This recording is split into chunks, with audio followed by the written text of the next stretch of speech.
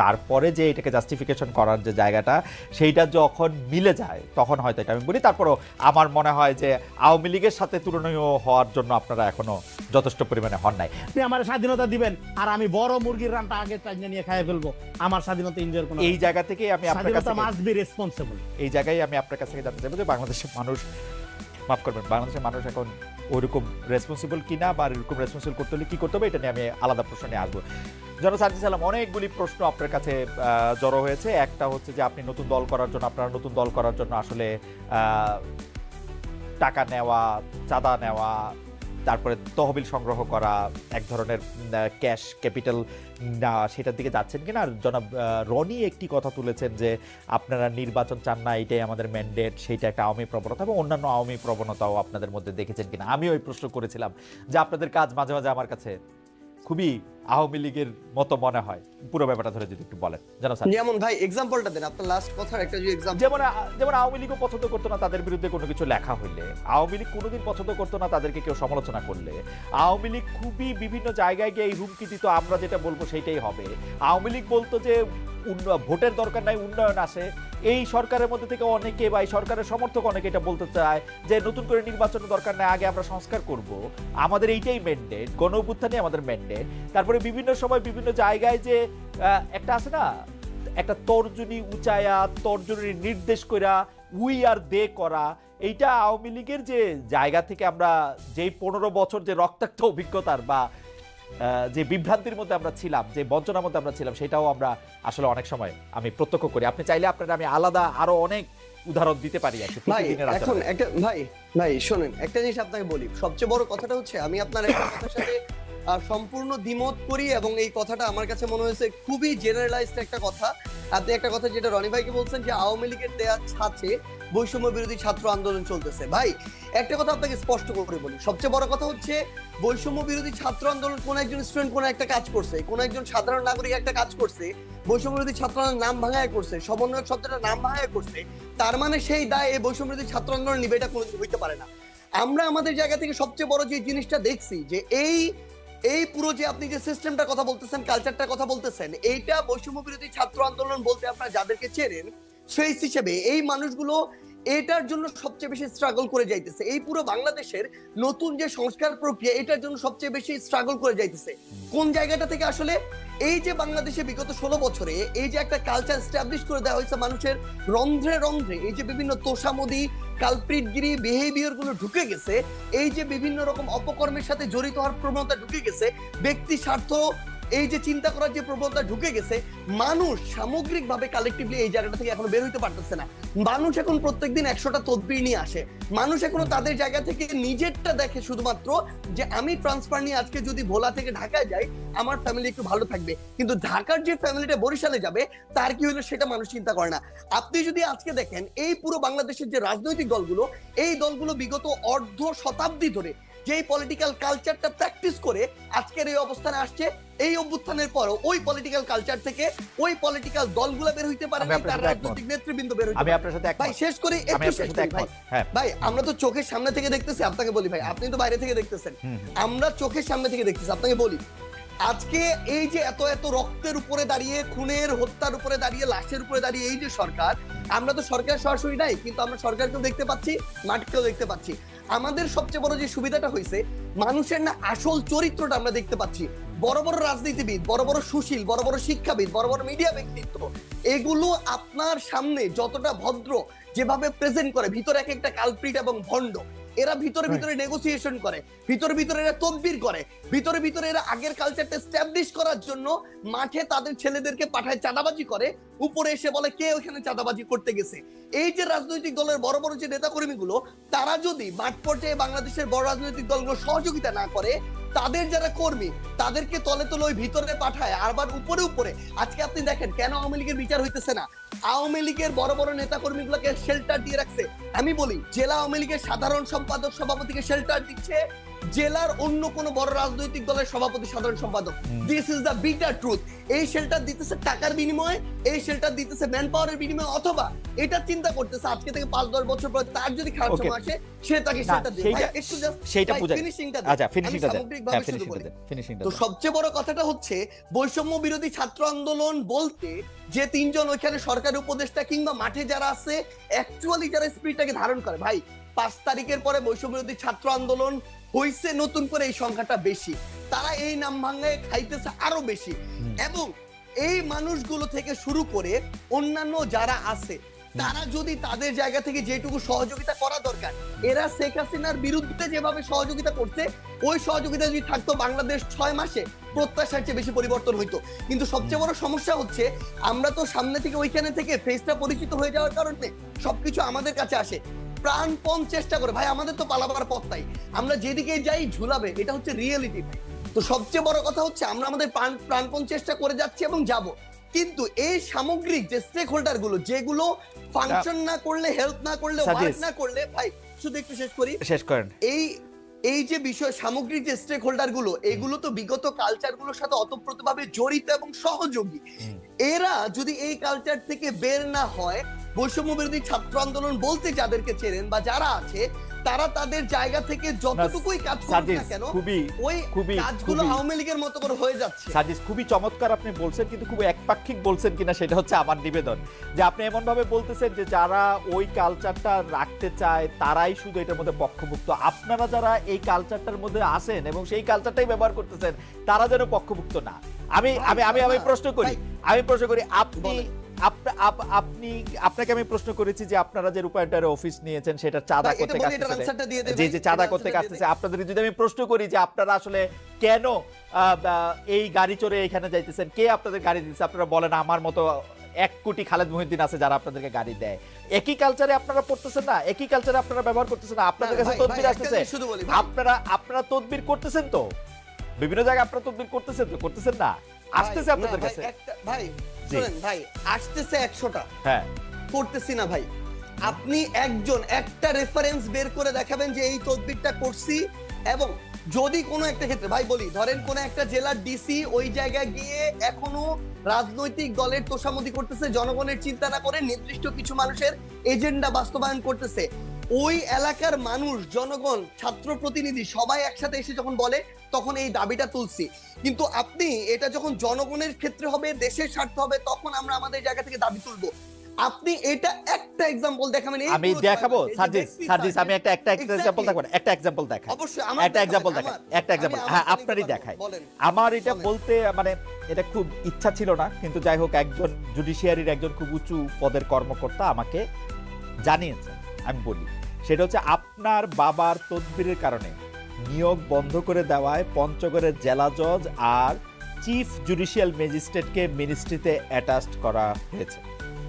ভাই শোনেন একটা কথা বলি, মানে এই যে মানে এটার চেয়ে বড় প্রোপাগান্ডা, এবং মানে আপনি শোনেন জাস্ট একটা এক্সাম্পল, পুরো পঞ্চগড় জেলার যত মানুষ আছে তাদেরকে জিজ্ঞাসা করবেন, পুরো পঞ্চগড় জেলার বৈষম্য বিরোধী ছাত্র আন্দোলন আছে তাদেরকে জিজ্ঞাসা করবেন, পুরো পঞ্চগড় জেলার বৈষম্য বিরোধী ছাত্র আন্দোলন পুরো জেলা কোর্ট থেকে শুরু করে এভরিথিং ব্লক করে রাখছিল শুধু একটা কারণে, এই জেলা জজ এবং চিফ জুডিশিয়াল ম্যাজিস্ট্রেট তারা তাদের জায়গা থেকে একটা নিয়োগ প্রক্রিয়ার পরীক্ষার আগে তারা বিভিন্ন জায়গায় ম্যান সেট করে রাখছিল, এবং ওইখানে যারা পরীক্ষার্থী ছিল তাদের প্রতিবাদের মুখে পড়ে তারা পরীক্ষাটা পর্যন্ত বন্ধ করে দিতে বাধ্য হয়। এবং সবচেয়ে মজার বিষয় হচ্ছে, একটু অ্যাড করি ভাই, সবচেয়ে মজার বিষয় হচ্ছে ওইখানে অ্যাপ্লাই করেছিল মনে করেন 2000 স্টুডেন্ট, তারা তাদের মতো করে বিভিন্ন এক্সকিউজ দিয়ে প্রায় অর্ধেক স্টুডেন্টকে পরীক্ষা দিতেই দেয় না, বাকিদেরকে দিয়েছিল।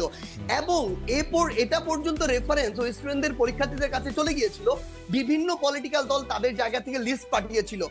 এবং এই চিফ জুডিশিয়াল ম্যাজিস্ট্রেট এবং জেলা জজ যিনি রয়েছেন তারা বিগত সময়ে আওয়ামী লীগের সময়ে তারা ওই সময় যে আইন এবং বিচার মন্ত্রণালয়ের যিনি মন্ত্রী ছিলেন তার লিস্ট দেখে দেখে পঞ্চগড়ে নিয়োগ দিয়েছে। এই অভিযোগগুলো এক করে পুরো পঞ্চগড় জেলা ওই পরীক্ষা যারা পরীক্ষার্থী তারা রাজপথে নেমেছিল, মানুষ নেমেছিল, বৈষম্যবিরোধী ছাত্র আন্দোলন নেমেছিল। কোন সিঙ্গেল একজন পার্সন যদি এটা বলতে পারে, ভাই আমিও বলতে পারি খালেদ মহিউদ্দিন ভাই বিগত সময়ে এরকম অনেক কঠিন কঠিন টকশো করেছেন, কিন্তু তারপরও আওয়ামী লীগের বিরুদ্ধে কঠোর হন নাই। সাপোজ এটা এরকম আসতেছে, এই জন্য ভাই 100 কোটি টাকা পেয়েছিলেন, এটা আমি বললাম, কিন্তু এটা কোনোদিন সত্য হইতে পারে না। আপনি সিঙ্গেল এরকম একটা দেখাবেন যে কেউ একজন বলবে যে আমাদের একটা রেফারেন্স ওই জায়গায় গিয়েছিল, যে কারণে আমরা এটা বাধা আচ্ছা প্রথম দিয়েছি। কথা, Single আচ্ছা প্রথম কথা যে আপনি কি এই সমস্যার সমাধান করলেন, মানে এই সমস্যার সমাধানে আপনি নেতৃত্ব দিলেন? ধরেন এই না, পঞ্চগড়ের কখনোই না, জেলা আমি কেন নেতৃত্ব দিব? মানে না ভাই, না, আপনার সবচেয়ে বড় শোনেন, আপনার না, কাছে অভিযোগটা আমরা- আসছে, তারপর আপনি এটা সমাধান করলেন, ব্যাপারটা কি এরকম? না না না, আমার কাছে অভিযোগ কেন আসবে? আমার কাছে কোনো অভিযোগই আসে নাই। হ্যাঁ। আমরা আমাদের জায়গা থেকে যে জিনিসটা দেখেছিলাম যে যখন পঞ্চগড় জেলার বৈষম্যবিরোধী ছাত্র আন্দোলন এই একটা মানে আগে থেকেই ঠিক করা নিয়োগ প্রক্রিয়ায় যাচ্ছিল, এবং তাদের আগের রেকর্ডগুলো এরকম যে বিভিন্ন রেফারেন্সে, বিভিন্ন সুপারিশে এবং অর্থ লেনদেনের মধ্য দিয়ে তারা নিয়োগ দিয়েছে। পুরো বৈষম্যবিরোধী ছাত্র আন্দোলন শুধু না, পুরো পঞ্চগড় জেলা জজ কোর্ট জানি, যত অ্যাডভোকেট আছে সবাই জানে আচ্ছা, ঠিক যে আছে। তারা এগুলোর সাথে জড়িত। ভাই শেষ করি। হুম। তো তখন যখন তারা এই আন্দোলনে নামে, সেই জায়গার জেলা প্রশাসক থেকে শুরু করে জেলা পুলিশ সুপার এবং অন্যান্য যারা, ইভেন আইন এবং বিচার মন্ত্রণালয়ের যারা যিনি দায়িত্বে রয়েছেন সচিব হিসেবে বা অন্যান্য হিসেবে, তারা তাদের জায়গা থেকে এই বিষয়টি শুধু আমাকে বলেছিল যে এইটুকু যেন দেখা যায় যে স্টুডেন্টরা যেন ওখানে ভাঙচুর না করে বিচারিক প্রাঙ্গণে, সেই জায়গাটিতে। আমরা আমাদের জায়গা থেকে বৈষম্যবিরোধী ছাত্র আন্দোলনকে বলেছিলাম তারা তাদের যৌক্তিক আন্দোলন চালিয়ে থাক, কিন্তু তারা যেন কোনো ভাঙচুর প্রক্রিয়া Okay, দেখে, এইটুকু। ঠিক আছে। এটা হচ্ছে প্রশাসনিক বিষয় ভাই, কিন্তু না ভাই, আমার মনে হয় যে ভাই একটা আপনি- কথা অ্যাড করতে হবে ভাই, জি, বলেন বলেন একটা কথা অ্যাড করতে হবে, সেটা হচ্ছে সবচেয়ে বড় বিষয় হইতেছে কি ভাই, কিছুদিন আগে আমি এরকম দেখছিলাম সোহরাওয়ার্দী মেডিকেলে একটা প্রেসক্রিপশনে লেখা সমন্বয়ক সার্জিস আলমের আত্মীয়, বাড়ি হচ্ছে নাটোর না পাবনা, এরকম কিছু একটা জায়গা। আমার 14 গোষ্ঠীতে ভাই এখানে কেউ নাই। এখন অল্প কিছু নাম যেহেতু সবাই জানে, এই নামগুলোকে বিভিন্ন ভাবে ব্যবহার করা হয়। যখন দেখতেছে তার প্রত্যাশিত কিছু একটা হচ্ছে না, তখন যাকে তার সন্দেহ হচ্ছে তার বিরুদ্ধে এরকম এলিগেশন দিয়ে দিচ্ছে। Okay. কিন্তু এটা যখন ভাই একটা জিনিস শুধু বলি, এটা যখন আপনি আপনার জায়গায় এরকম, আপনি ভাই আমাদের কাছে অনেক রেসপেক্টেড, একদম সোজা বাংলা কথা বলি ভাই। সো সেই জায়গায় যখন এরকম মানে এরকম একটা কথা চলে আসে, কেউ একজন বললো, ওইটা এরকম একটা মেইন স্ট্রিম জায়গায় চলে আসে, এটা খুবই অপ্রত্যাশিত। আর আপনাকে যদি অফিসের কথা এবং এই কথাটা বলি ভাই, আমি আমার জেলায় এ পর্যন্ত 8,000 কম্বল দিয়েছি ভাই। এই টাকাটা কোনো চাঁদার টাকা না। এই 8,000 কম্বল আমি যদি ওই মানুষের সাথে যোগাযোগ করে না নিতাম, ওই মানুষগুলো অন্য কাউকে দিত। বাংলাদেশে এরকম অন্তত কয়েক হাজার মানুষ আছে যারা প্রত্যেক বছর 10-20 হাজার কম্বল বিভিন্ন জায়গায় দেয়। আমি এর মধ্যে মনে করেন 10 জন মানুষের খোঁজ পেয়েছি বা খুঁজে বের করেছি। আমি ওটাতে যাচ্ছি ভাই। আমি তাদেরকে বলেছি যে ভাই আমার পঞ্চগড়ে প্রচন্ড শীত, আপনি যদি আমাকেও 1000 দিতেন, আমি আমার মাধ্যমে বিতরণ করতাম, তাহলে ভালো হতো। তারা দিয়েছেন, এইটুকুই কম্বলের বিষয়। 2 নম্বরে আসেন ভাই রূপায়ণ টাওয়ারের বিষয়। ভাই একদম স্পষ্ট কথা বলি, বাংলাদেশের রাজনীতি করতে বিগত রাজনৈতিক দলগুলো যেই লেভেলের টাকা খরচ করার কালচার তৈরি করেছে, একদম মানে কালো টাকা দিয়ে, সেটা যদি কন্টিনিউ হয় আমাদের দ্বারা বাংলাদেশের রাজনীতি করা সম্ভব না, একদম ক্লিয়ারলি বলে দিলাম। আমরা আমাদের জায়গা থেকে ভাই একটা ফাউন্ডেশন করার প্রসেস অলমোস্ট শেষের দিকে। এই ফাউন্ডেশনে ওপেন ফান্ডিং হবে দেশের এবং দেশের বাইরের। আমরা আমাদের জায়গা থেকে আমাদের ম্যানিফেস্টো তুলে ধরবো পুরো পৃথিবীর মানুষের সামনে। আমরা যদি আমাদের রাইট ট্র্যাকে থাকি তারা ফান্ডিং করবে, যদি না থাকি তারা ফান্ডিং করবে না। এবং আপনি যে এই গাড়িটার কথা বলছেন ভাই, আমি আপনাকে বলি, আপনি যদি দেশে থাকতেন না, আপনি এতদিনে আমার অন্তত 5 দিন কল পাইতেন যে ভাই মহিউদ্দিন ভাই, আপনার তো হচ্ছে 2টা গাড়ি আছে, আমাকে একটা গাড়ি একটু 3 দিনের জন্য দেন বা 1 দিনের জন্য দেন, ড্রাইভার এবং গাড়ি আপনার, তেলটা আমি দিব ভাই। আমি ভাই লিখে দিতে পারি, আপনি খালেদ মহিউদ্দিন ভাই আপনার 2টা গাড়ির মধ্যে একটা গাড়ি একদিনের জন্য আমাকে দিতেন। এরকম আমাদের বাংলাদেশে এই অভ্যুত্থান পরবর্তী সময় হাজার হাজার মানুষ আছে ভাই, যে 16 বছর পরে একটু হাত ছেড়ে নিঃশ্বাস নিচ্ছে। এই মানুষগুলোর ওই সামর্থ্যটুকু আছে। এই মানুষগুলো এখন লক্ষ লক্ষ কোটি কোটি টাকা তাদের উপরে যে চাঁদা এভাবে চাপিয়ে দেওয়া, সেটা থেকে তারা এখন মুক্ত।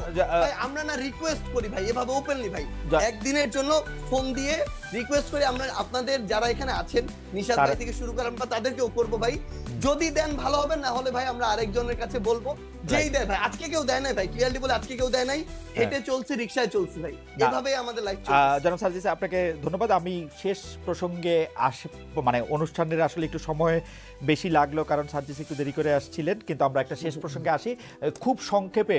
জনাব রনি, আপনি যদি 2 মিনিটে বলেন, তারপর আমরা সার্জিসকে 1 মিনিট শুনে আমরা আজকের অনুষ্ঠান শেষ করব। সেটা হচ্ছে যে আমি জানতে চাইছিলাম যে এই যে বর্তমান যে যারা বৈষম্যবিরোধী ছাত্র আন্দোলন, যারা নতুন রাজনৈতিক দল করতেছে, সরকার করতেছে, তাদেরকে আপনি কি দেখেন, তারা ঠিক পথে আছে কিনা, তারা রাজনৈতিক জায়গাটা থেকে?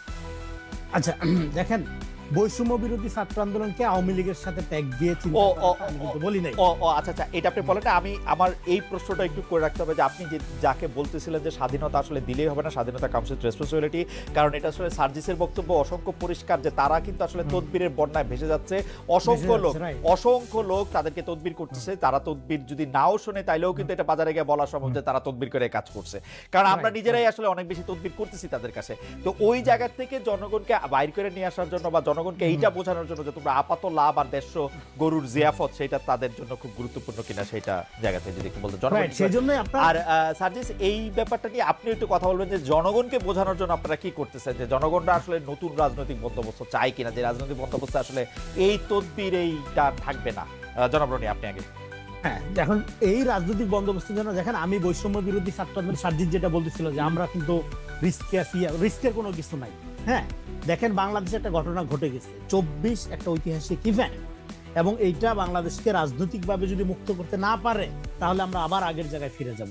প্রত্যেকটা রাজনৈতিক দলের জন্য এটা চ্যালেঞ্জ আকারে হাজির হয়েছে। এখন ছাত্রদের মধ্যে ডেফিনেটলি নতুন আমাদের রাজনীতি লাগবে।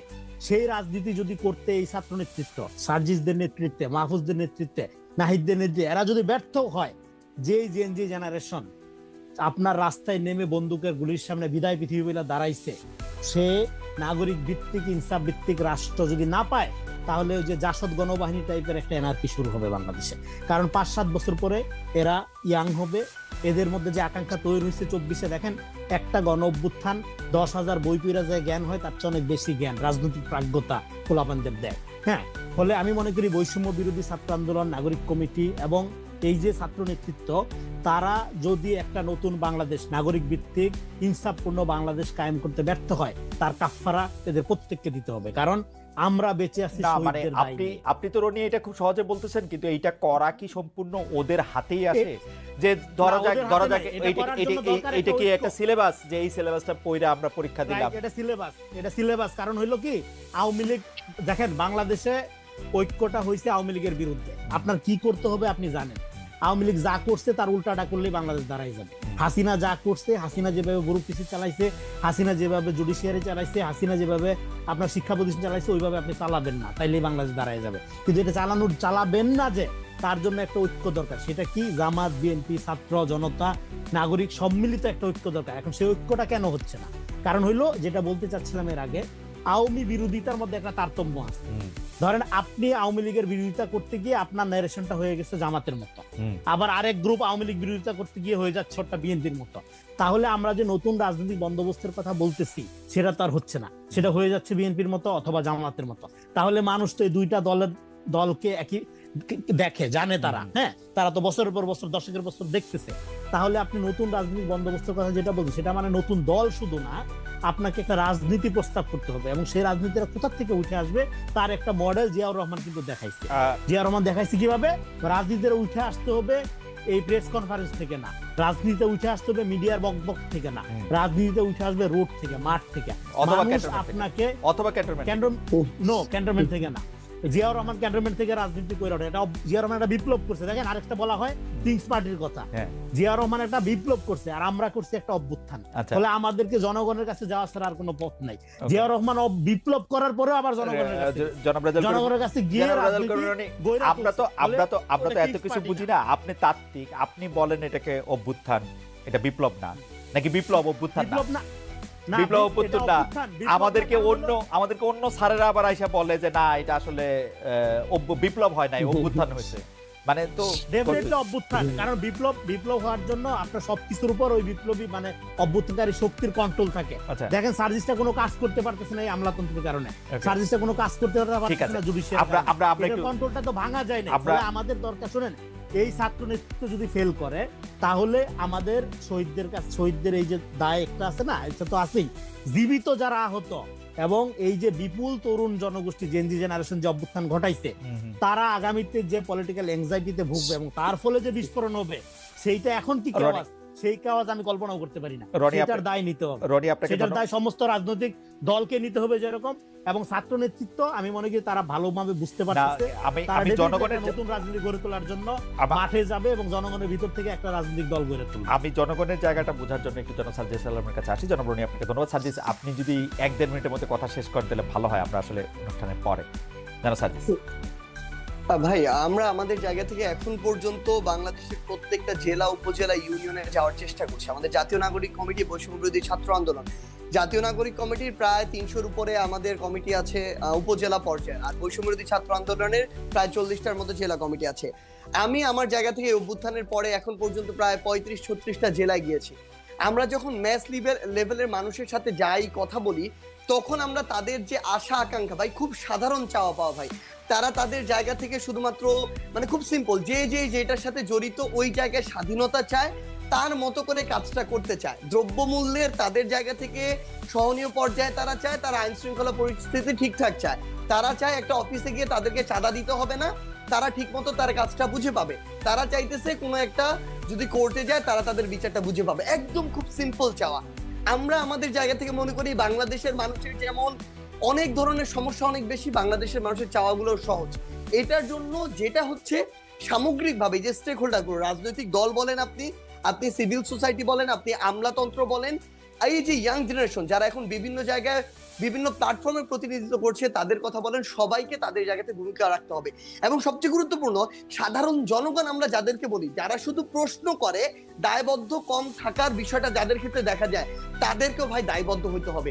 তারা প্রত্যেকের জায়গা থেকে কোনো না কোনো জায়গায় জড়িত, সেটা একটা বাজারে হোক, সেটা একটা হাটে হোক, সেটা একটা অফিসের পিয়ন হিসেবে হোক, প্রত্যেকে যদি প্রত্যেকের জায়গায় দায়বদ্ধতা নেয়, তাহলে আমরা মনে করি এই যে জনগণের যে আশা আকাঙ্ক্ষা, সেটার প্রতিফলন ঘটানো সম্ভব।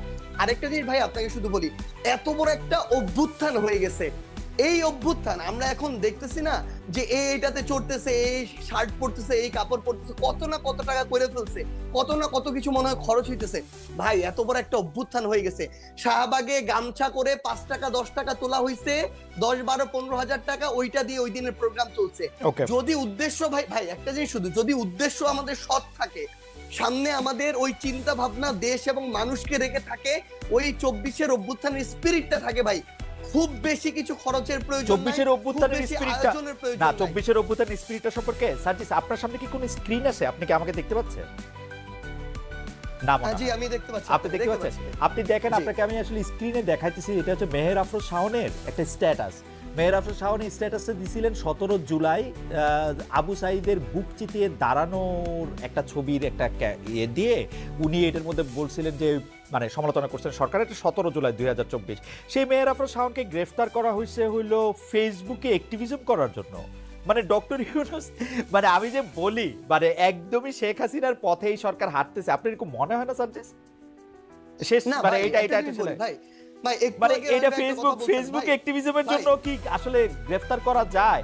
কারণ কি আমি কেন এই কথা বলতেছি, মেহের আফরোজ শাওনরা যখন 17 জুলাই এই জিনিসটা করছিলেন, তখন কিন্তু শেখ হাসিনার পায়ের তলা থেকে সংস্কৃতিজীবীদের মাটিটা সরে গেছিল, এবং এইটা কিন্তু তাকে অনেক বড় আঘাত দিয়েছে। এর জন্য কিন্তু তাদেরকে আসলে আমাদের ধন্যবাদ দেওয়া উচিত। আমার কাছে মনে হয় যে এটা আওয়ামীকরণের যে বয়ান, সেটা অনেকটা নস্যাৎ হয়েছিল কিন্তু ওনাদের কারণে। যাই বলেন আপনি ভাই, একটা জিনিস একদম ভাই, না কেউ যদি ভাই জুলাইয়ে মেহের আফরোজ শাওন যেই আপনি যেটার কথা বললেন, এই কাজের জন্য তাকে বাহবা দিতে আমাদের বিন্দুমাত্র কার্পণ্য নেই। কিন্তু সবচেয়ে বড় কথাটা হচ্ছে ভাই, একটা জিনিস স্পষ্ট করে বলি, এই অভ্যুত্থানে ধরেন কোন একটা জেলায় যারা নির্দিষ্ট ওই সময়টাতে সমন্বয় করেছেন, যদি এই সংখ্যাটা 50 জন হয়ে থাকে, অভ্যুত্থানের পরবর্তী সময়ে ওই স্পিরিটটা ধারণ করে ওই জায়গায় সৎ থেকে কাজ করার সংখ্যাটা আর 50 জন নাই ভাই। 5-10 জন ওই জায়গা থেকে বিচ্যুত হয়েছেন, ক্ষমতার অপব্যবহার শুরু করেছেন বিভিন্ন জায়গায়, তাদের জায়গা থেকে চাঁদাবাজি বা এরকম কাজ কারবার শুরু করেছেন, এরকম অনেকে আছে। এখন সবচেয়ে বড় কথাটা হচ্ছে, ওই নির্দিষ্ট একটা ভালো কাজের জন্য আমি অবশ্যই তাকে ধন্যবাদ দিব, কিন্তু সেটাকে কেন্দ্র করে এখন যেমন আমরা দেখছি কয়েকটা গ্রুপ হয়েছে ভাই, আমি নিজে 2টা ফেসবুক গ্রুপ কারা চালায় আমি জানি না, তাদের বিরুদ্ধে আমি মামলা করেছি নিজে গিয়ে, আমার জীবনের প্রথম মামলা।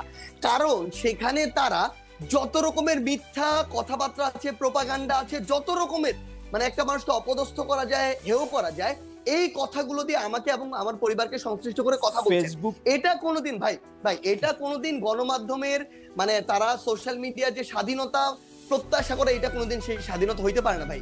সেই জায়গায় আজকে যদি এমন একটা কথা বলা হয় যেটার কোনো ভিত্তি নাই, কিংবা এমন একটা কথা বলা হয় যেটা মিসরিপ্রেজেন্টেশন হয়, সেই জায়গায় সেই কথার বিরুদ্ধে অবশ্যই মানে এরকম যদি দেওয়া হয় তাহলে তো একটা এখানে টোটালি পুরো দেশে একটা অরাজকতা তৈরি হবে, যে যার মতো করে বলবে। মানে না ধরেন মিথ্যার কি আসলে অরাজকতা সৃষ্টি করার ক্ষমতা আছে? বর্তমান যুগে আইসা একটা মিথ্যা প্রমাণ করতে 10 সেকেন্ড লাগে। এই ফেসবুক অ্যাক্টিভিজমের জন্য যদি আপনারা এখন জেলে নেন, এটা ঠিক হচ্ছে কিনা আমি জানি না সার্জিস, আপনারা নিশ্চয়ই চেক করবেন। আমাদের আর মানে আমি জানি না, মানে আপনি আমি যদি বলেন কারণ আমি এটা রনির কাছেও এক লাইন শুনতে চাই, আপনি বলেন। ভাই একটু আনসার আছে ভাই। সবচেয়ে বড় কথা কি জানেন, এখন বাংলাদেশে আমি ধরে নিচ্ছি 10 কোটি মানুষ ফেসবুক ব্যবহার করে, এর মধ্যে ফ্যাক্ট চেক করে কোনটা রিয়েল কোনটা ফেক এটা বোঝার মতো ভাই 70 to 80% মানুষের এই ক্যাপাবিলিটি নাই ভাই।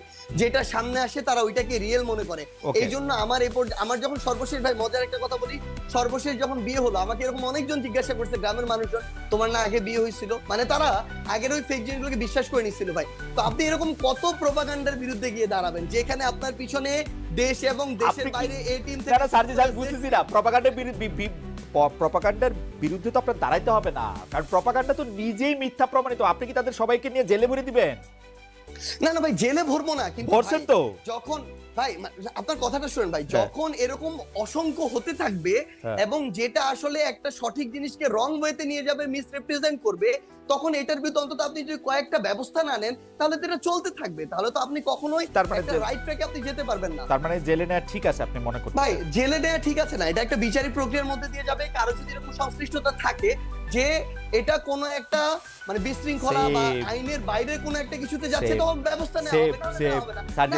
সার্জিস আপনি আমার খুবই প্রিয়, কিন্তু আপনার বলা আমার কাছে খুবই হাসান মাহমুদের বলার মতো লাগতেছে। যাই হোক ভাই শুনেন, আমি আপনাকে একটা জিনিস বলি ভাই, না আর আমাদের সময় নাই। আপনি আপনার কথা বলছেন যে আপনি তো আসলে দৃষ্টান্ত বুঝাইতে চান। না ভাই একটা জিনিস একটু বলি। হ্যাঁ রনি শেষ করবেন। হ্যাঁ সার্জিস শেষ করেন। রনি ভাই একটু বলে নি। আমাদের তো আর সময়, হ্যাঁ রনি তাহলে আপনি 1 মিনিটে বলেন, আমাদের আর সময় নাই কিন্তু আসলে সময় শেষ হয়েছে অনেক আগে। শাওনকে যে কারণে গ্রেফতার করা হয়েছে সেটা কিন্তু ফেসবুক কারণের মধ্যে ফেসবুক স্ট্যাটাস এগুলো লেখা নাই। আচ্ছা লেখা হয়েছে রাষ্ট্রের বিরুদ্ধে ষড়যন্ত্রের কারণে গ্রেফতার করা। ওকে, রাষ্ট্রের বিরুদ্ধে ষড়যন্ত্র একটা উইয়ার্ড ধারণা। হ্যাঁ রাষ্ট্রের বিরুদ্ধে ষড়যন্ত্র বইলা কিছু নাই, এটা থাকা উচিত না। এখন যেটা 24-এর অভ্যুত্থানের পরে থাকা উচিত হলো ওই যে রাষ্ট্র অ্যাকাউন্টেবল থাকবে, নাগরিকরা। হ্যাঁ কিন্তু কথা হলো এই ফ্রিডমটা আপনি এনজয় করবেন রেসপন্সিবল হইয়া। শাওন কি রেসপন্সিবল ছিল না? শাওন শেখ হাসিনার ওই ডাস্টবিনওয়ালা ছবিতে যখন আপনার শফিক ভাই যে টিস্যু ফালাইলো, সেইটা দেখেন, সেটার একটা অ্যাস্থেটিক্যাল কোশ্চেন হাজির করলো।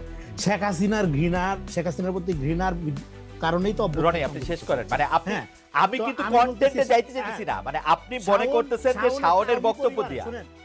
শাওনের বক্তব্য শুনে, শাওন হইলো একটা আওয়ামী পরিবারের সন্তান, তার বাপ মা দুইজনই আওয়ামী লীগের এমপি ছিল, সে প্রতিশ্রুতিশীল আওয়ামী লীগার। শেখ হাসিনার আচরণে সে বিরক্ত ছিল, সেই কারণে সাইদের পক্ষে সে নিছে। সে তার মানে শোনেন, আওয়ামী লীগের অনেকগুলো পকেট আছে, কালচারাল পকেট। ঠিক আছে রনি, আমি আপনার বক্তব্য বুঝতে পারতেছি। আপনি মনে করতেছেন কিনা বঙ্গবন্ধু মধ্যে আওয়ামী লীগার, ওকে ফাইন, একজন প্রতিশ্রুতিশীল আওয়ামী লীগার হিসাবে, এবং তার আওয়ামী পরিবার বাপ মা দুইটা, তাকে জেলে নেয় ঠিক আছে। তাকে ধরার জন্য রাষ্ট্রদ্রোহিতা বা ষড়যন্ত্রমূলক ফেসবুক স্ট্যাটাস দরকার নাই। হ্যাঁ সে আরো আগেই জেলে থাকার কথা। মানে কি জন্য? আওয়ামী লীগ করার জন্য? ডেফিনেটলি সে আওয়ামী লীগ করার জন্য না। আচ্ছা, সে ছাত্রলীগের আপনার ভার্চুয়াল মিটিং গুলোতে অ্যাটেন্ড করার রিপোর্ট আছে, প্রমাণ আছে। আচ্ছা নিষিদ্ধ সংগঠন। হ্যাঁ ফলে তাকে অ্যারেস্ট করাটাই আপনার অ্যারেস্ট করার মধ্য দিয়ে যে আপনার বিশাল ভুল হয়ে গেছে। হ্যাঁ কিন্তু যে সমস্ত কারণে অ্যারেস্ট করা হচ্ছে সেটা ঠিক না। যেমন ধরেন ফেসবুকে লিখলে অ্যারেস্ট। রনি আমার কাছে মনে যে রনি আপনি যেহেতু চিন্তক, আপনি নিশ্চয়ই আপনার কথাগুলি আপনি আবার শুনবেন, তারপর আমরা পরে আবার আপনার সাথে কথা বলবো। অপরাধ মানে ধরেন আমার এগুলি নিষিদ্ধ সংগঠনের সাথে আপনি জড়িত থাকলে আপনাকে গ্রেফতার করতে পারে রাষ্ট্র। আমি স্পষ্ট ফেসবুক স্ট্যাটাস দেওয়া বা রাষ্ট্রের বিরুদ্ধে ষড়যন্ত্রের দায়ে মেহের আফরোজ শাওন নিষিদ্ধ সংগঠনের সাথে জড়িত থাকার প্রশ্নে তাকে গ্রেফতার করা যেত। মানে গ্রেফতার করা যেতে পারে। নিষিদ্ধ সংগঠন মানে কি? ছাত্রলীগ। হ্যাঁ ছাত্রলীগ আইনি গ্রাউন্ডটা যদি আপনি দেখেন, কিন্তু এর বাইরে আমার কথা স্পষ্টভাবে শুনতে হবে। ওকে, কিন্তু আমি আপনার রাষ্ট্র বিরুদ্ধে ষড়যন্ত্র ফেসবুক স্ট্যাটাস লেখার কারণে আপনি গ্রেফতার করবেন, শুনছি ভাই। হ্যাঁ গ্রেফতার শুনছি। করবেন, এটার প্রতিবাদ জানাই, আমি এটার বিরোধিতা করি, কিন্তু শাওন প্রতিশ্রুতিশীল আওয়ামী লীগের, ও আওয়ামী লীগের পক্ষেই মতামত উৎপাদন করবে। এখন আওয়ামী লীগ একটা ফ্যাসিজম, এখন Okay. ফ্যাসিজমের পক্ষে মতামত উৎপাদন আপনি এলাও করবেন কি না, ওকে, সেটা তারে হলো এবং প্রশ্ন। তারে গ্রেফতার করা আমার কথা হলো আমি এলাও করব না, আওয়ামী লীগের গ্রেফতার করব না, গ্রেফ- আমরা তাকে ওয়ার্নিং করব, আমরা তাকে রিকনসিলিয়েশন। আচ্ছা ঠিক আছে, আপনার কথা পরিষ্কার, আপনার কথা পরিষ্কার। শাস্তি সমাধান না, র- আপনি র- ভিকটিম বানাইতে পারেন না কোনো লোককে, ওকে আপনি তো জাস্টিস করবেন, ওকে আপনি ভিকটিম ভোটের রাজনীতি করলে এটা ঠিক আছে আওয়ামী লীগ ঠিক আছে রনি, ঠিক আছে। আমরা জনাব সাজ্জাদ সালাম, আপনি 20 সেকেন্ড বলেন, আমরা আমাদের আর সময় নাই, এক ভাই মিনিট করে। হ্যাঁ। ভাই না আমি ভাই ওইটার আনসার দিয়েছেন, আমি আমার যদি কিছু বলার চেষ্টা করছি ওই টপিকটা বাদ দিয়ে ভাই আপনাকে উদ্দেশ্য করে আমার একটা কথা আছে। সেই কথাটা হচ্ছে এই জায়গা থেকে ভাই, মানে আপনি একটু আগে যে জিনিসটা বলেছেন, এর আগেও আরেকবার আরেকটা জিনিসে বলেছেন, মানে কোনো একজন ব্যক্তির হোক, কোনো একটা প্রতিষ্ঠানের বা প্ল্যাটফর্মের হোক, কোনো একটা নির্দিষ্ট ক্ষেত্রে তার যে কোনো একটা এক্সপ্লানেশন বা সামথিং কিছু একটা, যে কোনো কিছু একটা যে কারো একজনের সাথে সাদৃশ্যপূর্ণ আপনার মনে হতে পারে, তখন আপনি যদি ওই পুরো একটা প্রতিষ্ঠান ধরেন আওয়ামী লীগ, ওই পুরো একটা ব্যক্তি ধরেন হাসান মাহমুদ, তার সাথে কম্পারিজনে চলে যান, এটা খুবই জেনারেলাইজড হয়ে যায় ভাই। নিশ্চয়ই এই জায়গা থেকে আপনার কাছে এটার এক্সপেকটেশন, আপনার কাছে কেন এক্সপেকটেশন ভাই? বিগত এই বিশ্ববিদ্যালয়ের লাইফে যে 4-5 জন মানে দেশের বাইরে থাকা সাংবাদিকদের আমরা ভিডিওগুলো শুনে নিজের ভিতরে নতুন একটা চিন্তার ক্ষেত্র তৈরি করেছিলাম, তাদের মধ্যে অবভিয়াসলি কয়েকটা নাম বলে আপনি ওই জায়গাটাতে একটা জায়গায় আসবেন। সেই জায়গায় যখন আপনি এরকম জেনারেলাইজড করে বলে ফেলেন যে এর সাথে এই দলের সাথে এই বিষয়টা মানে বেশ অপ্রত্যাশিত এবং বেশ অপ্রাসঙ্গিক হয়, যেটা আমার মনে হয় আপনার স্ট্যান্ডার্ডটাকে মানে আমি বুঝতে পারছি, যে জায়গায় দেখতে চাই ওই জায়গাটাকে আমি বুঝতে পারছি। সার্জিস, আপনার বক্তব্যের জন্য আপনাকে ধন্যবাদ। আমিও সেটাই মনে করি যে আমার আসলে যদি আপনাদের কারোর সঙ্গে আওয়ামী লীগের কারো তুলনা করতে হয়, সেটা আমার জন্য খুব আনন্দদায়ক না। কিন্তু আমি আওয়ামী লীগের সাথে তুলনামূলকভাবে না, আমি বলতে চাই যে কোনো একটা অ্যাকশনের ফলে তারপরে যে এটাকে জাস্টিফিকেশন করার যে জায়গাটা, সেইটা যখন মিলে যায় তখন হয়তো এটা আমি বলি। তারপরও আমার মনে হয় যে আওয়ামী লীগের সাথে তুলনীয় হওয়ার জন্য আপনারা এখনো যথেষ্ট পরিমাণে হন নাই।